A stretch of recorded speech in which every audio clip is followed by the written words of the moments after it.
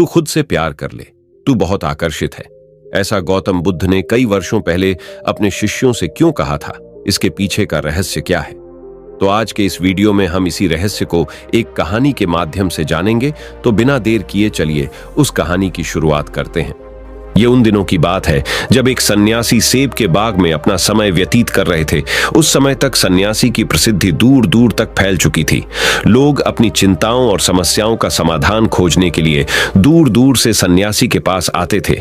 ऐसे ही एक दिन जब सन्यासी सेब के जंगल में लोगों को उपदेश दे रहे थे, तो एक आदमी अपने 24-25 साल के बेटे के साथ सन्यासी की ओर आ रहा था।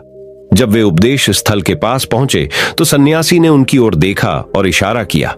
उसके पास बैठने के लिए जब उपदेश समाप्त हो गया और सभी लोग चले गए, तब सन्यासी ने उस व्यक्ति को अपने पास बुलाया और बैठने को कहा। चारों ओर हरियाली थी, मौसम सुहाना था, तरह तरह के पक्षियों की आवाजें गूंज रही थी। ऐसा नजारा देखकर उस व्यक्ति को अंदर से बहुत शांति महसूस हो रही थी।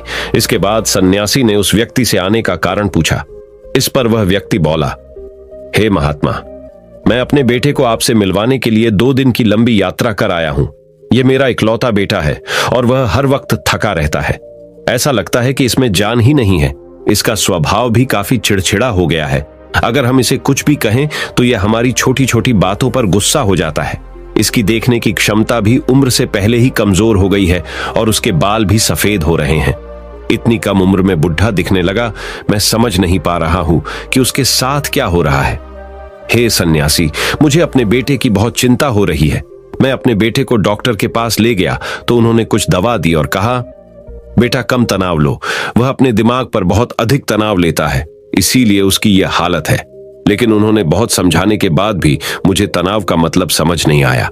मुझे नहीं पता कि तनाव क्या है, इसका कारण क्या है और इसे कैसे दूर किया जाए मेरे बेटे के मन की।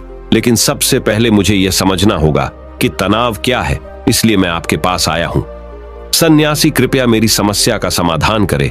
यह सुनकर सन्यासी ने उनके बेटे को बहुत ध्यान से देखा।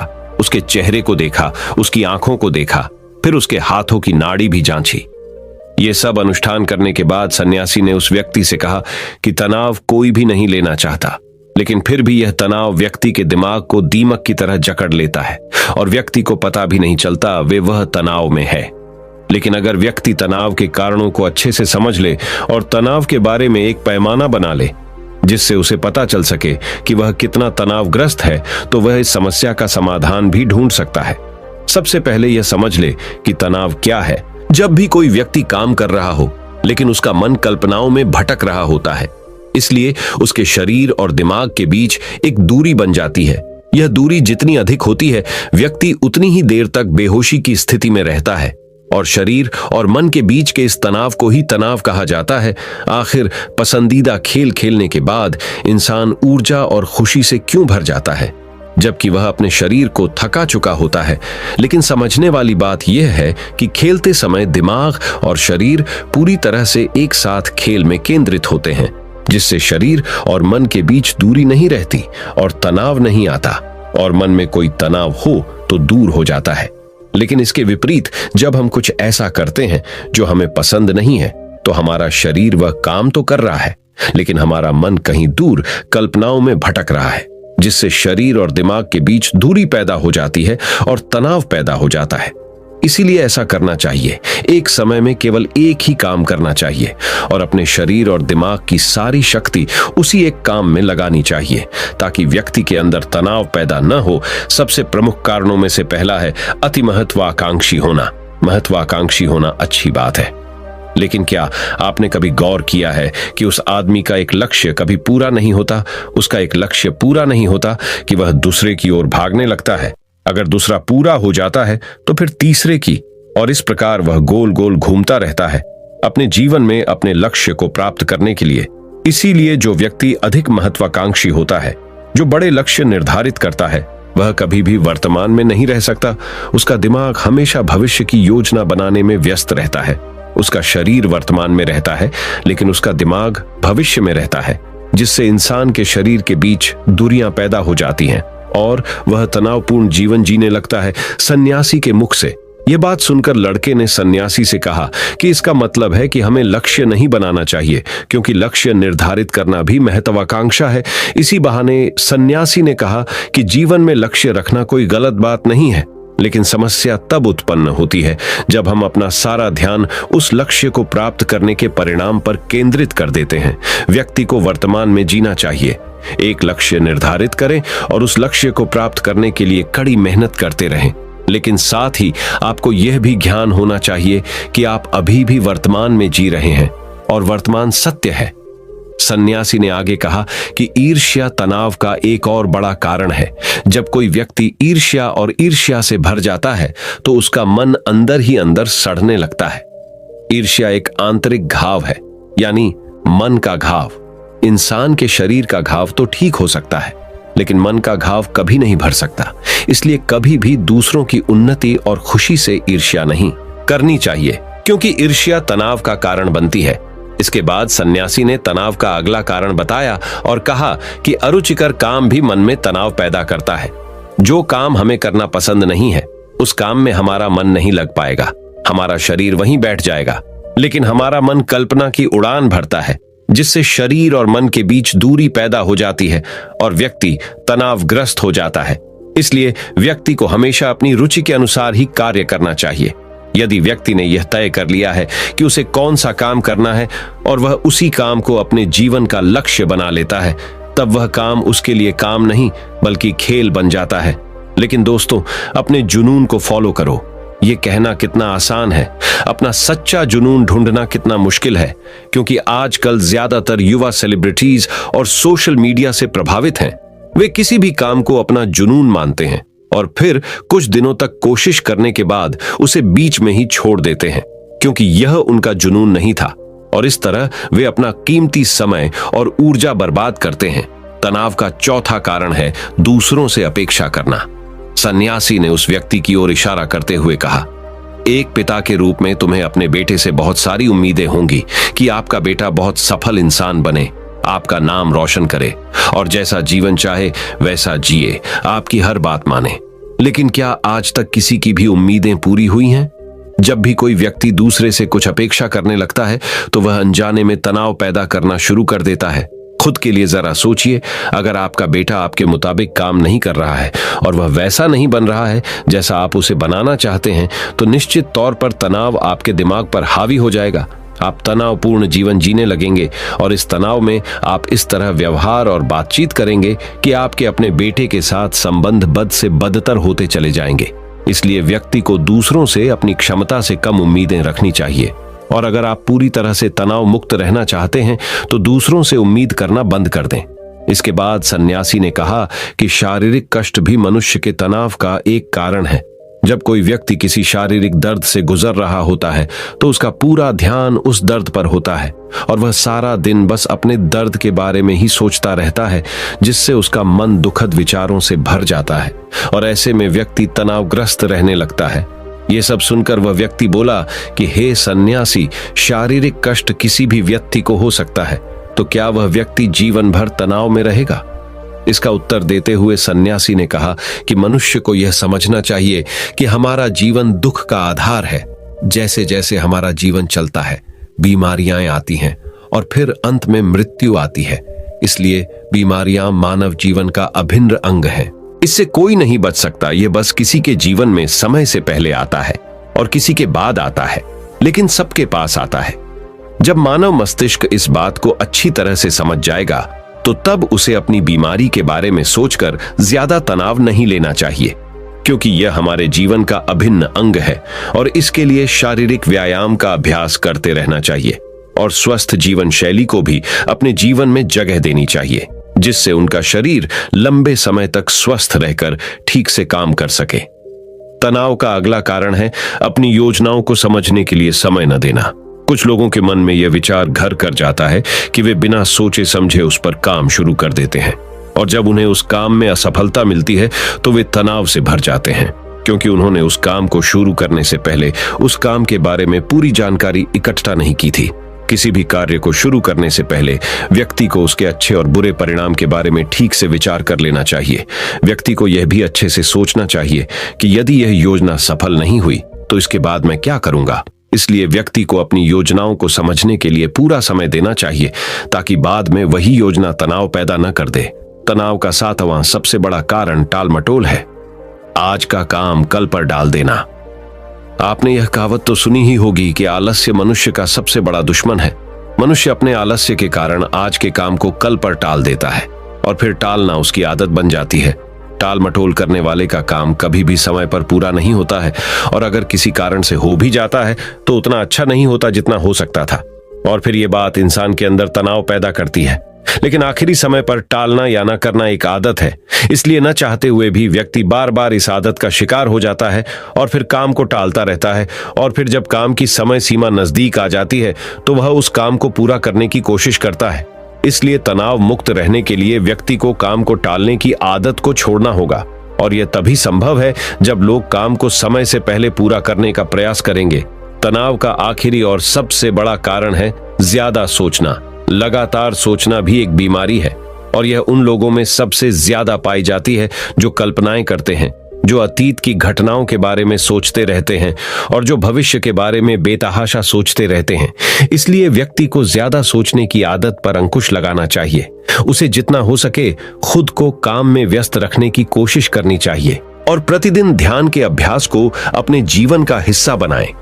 सन्यासी के मुख से ये सभी बातें सुनकर वह व्यक्ति हाथ जोड़कर बोला, हे सन्यासी, मेरा बेटा अभी सिर्फ 20 साल का है और उसे इतनी समझ भी नहीं है कि वह सभी बातों का पालन कर सके। कृपया तनाव दूर करने का कोई आसान तरीका बताएं, तावे मेरा बेटा भी उसे अपना सके और तनाव मुक्त रह सके। उस व्यक्ति की यह विनती सुनकर सन्यासी ने कुछ सोचते हुए उत्तर दिया, यदि आप इतनी सारी बातों का पालन नहीं कर सकते तो इसके लिए एक बहुत ही आसान तरीका है। आप एक समय में एक ही काम करने पर ध्यान केंद्रित करते हैं। आप उस समय जो कर रहे हैं बस उसी पर ध्यान केंद्रित करें, और यदि आपका मन भटकता है तो जैसे ही आपको याद आए अपना ध्यान उस काम पर लौटा दें। तनाव मुक्त रहने का यह सबसे आसान और अच्छा तरीका है। जब आप खाएं तो केवल खाएं, उसके स्वाद का आनंद लें, उसे महसूस करें। जब आप चलें तो अपना ध्यान केवल चलने पर केंद्रित करें।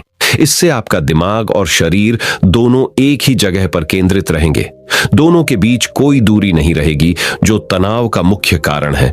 दोस्तों, आज की युवा पीढ़ी एक ही समय में 2 या 3 काम करने की आदी हो गई है, जैसे फोन पर बात करते हुए गाड़ी चलाना, खाना खाते समय टीवी देखना या फोन का इस्तेमाल करना। और फिर उनकी शिकायत रहती है कि मैं तनाव में रहता हूं, मेरा मन बेचैन रहता है, मैं चिड़चिड़ा हो गया हूं।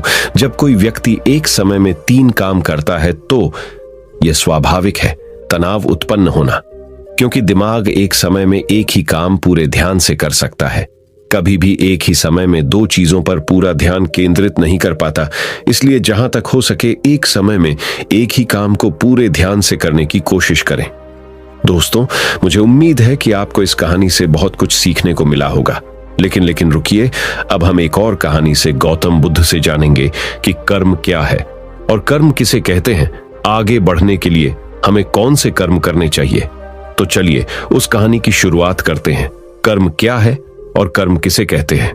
दोस्तों, आज का यह वीडियो आप सभी के लिए बहुत ही खास होने वाला है, क्योंकि दोस्तों आज मैं आपको गौतम बुद्ध की कहानी के जरिए बताने वाला हूं कि कर्म क्या है और कर्म किसे कहते हैं। दोस्तों, एक बार महात्मा गौतम बुद्ध के शिष्य ने उनसे पूछा कि कृपया हमें यह बताएं कि कर्म क्या है और कर्म किसे कहते हैं। तो उसके बाद महात्मा गौतम बुद्ध ने अपने शिष्य से कहा कि कर्म को समझने के लिए मैं तुम्हें एक कहानी सुनाता हूं। इस कहानी से तुम समझ जाओगे कि कर्म क्या है और कर्म किसे कहते हैं।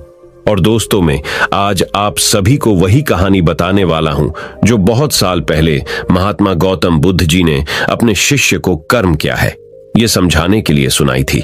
दोस्तों, अगर आपको ये कहानी पसंद आई तो अपने दोस्तों के साथ इसे शेयर करना मत भूलिए।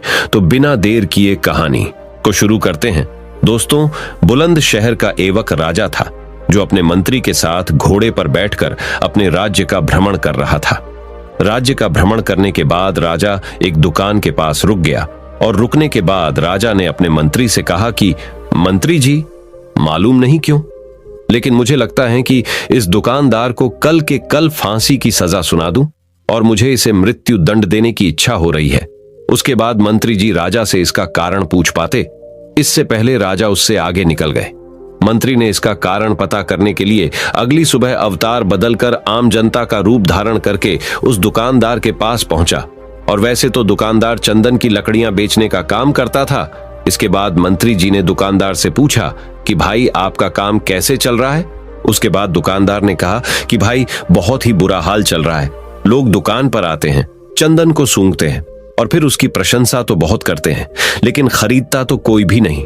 और उसने आगे बताया कि मैं सिर्फ इसी इंतजार में हूं कि कब हमारे राज्य के राजा की मृत्यु हो जाए और उनके अंतिम संस्कार के लिए मेरे दुकान से बहुत सारी चंदन की लकड़ियां खरीद लिया जाए और शायद वहां से मेरे चंदन की लकड़ियां बेचने के व्यापार में थोड़ी बढ़ोतरी हो जाए और मेरा व्यापार भी अच्छा हो जाएगा। दोस्तों, इसके बाद मंत्री को सब बात समझ में आ गई कि यही वो नेगेटिव यानी नकारात्मक विचार है जिसने राजा के मन को भी नकारात्मक बना दिया है। दोस्तों, वह मंत्री बहुत ही बुद्धिमान और होशियार था, तो इसीलिए उसने सोचा कि मैं थोड़ी बहुत इस दुकानदार से चंदन की लकड़ियां खरीद लेता हूं। और उसके बाद उस मंत्री ने उस दुकानदार से पूछा कि क्या मैं आपके दुकान से थोड़ी बहुत चंदन की लकड़ियां खरीद सकता हूं। दुकानदार ये सुनकर बहुत खुश हो गया और उसने सोचा कि चलो, इतने समय से कुछ भी नहीं बिक रहा था। और उसके बाद उस दुकानदार ने कुछ चंदन की लकड़ियों को अच्छी तरह से पैक करके उस मंत्री जी को दे दिया। दोस्तों, उसके बाद मंत्री ने अगली सुबह राजा के दरबार में पहुंच गया और उसने राजा से कहा कि राजा, वो जो दुकानदार है ना, उसने कुछ चंदन की लकड़ियां आपके लिए तोहफे के रूप में भेजी है। ये बात सुनकर राजा बहुत खुश हुआ और मन ही मन सोचने लगे कि मैं बेकार में ही उस दुकानदार के बारे में गलत सोच रहा था। और उसने उन चंदन की लकड़ियों को हाथ में ले लिया और उसने उन चंदन की लकड़ियों को बहुत ही अच्छी तरह से सूंघ लिया और उसमें से बहुत ही अच्छी सुगंध आ रही थी। दोस्तों, राजा इससे बहुत ही ज्यादा खुश हुए और उसके बाद राजा ने अपने मंत्री के हाथों उस दुकानदार के लिए कुछ सोने के सीखे भेज दिए गए। उसी आम जनता का रूप धारण करके मंत्री जी अगली सुबह उस दुकानदार के पास चले गए और उसने वह सोने के सीखों को उस दुकानदार को दे दिया।